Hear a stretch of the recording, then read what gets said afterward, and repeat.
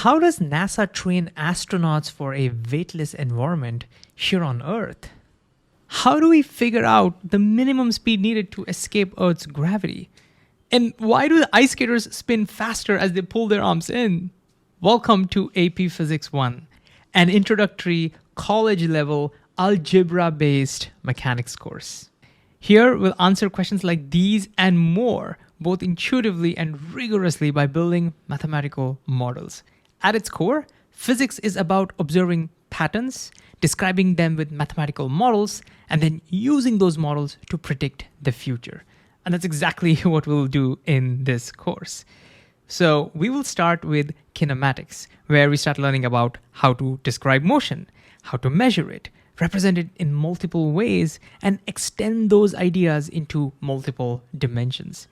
Then we'll move to dynamics, where we ask the deeper question: what causes motion to change? This will take us to forces and Newton's laws, giving us the tools to model gravity, friction, springs, and more. From there on, we'll develop some powerful ideas like energy and momentum.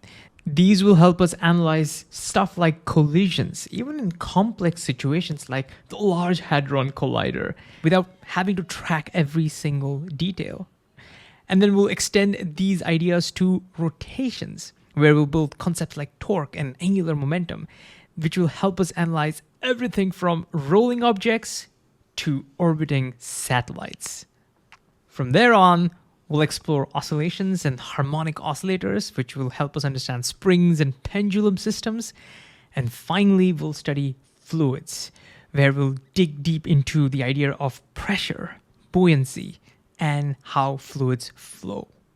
So whether you're preparing for an AP exam or taking an introductory college physics course, or, just simply curious about how we as humanity unravel the rules of this physical world, well, then this course is for you, because you won't be just watching videos. You will actively engage with the ideas through our interactive articles, where you can check your understanding thoroughly. You will also work through a wide range of practice questions.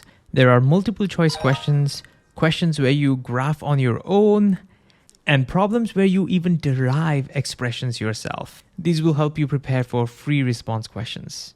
And if you get stuck, there are hints to guide and nudge you towards the right direction. And by the way, many of these questions include reference information drawn directly from the AP Physics 1 equation sheet.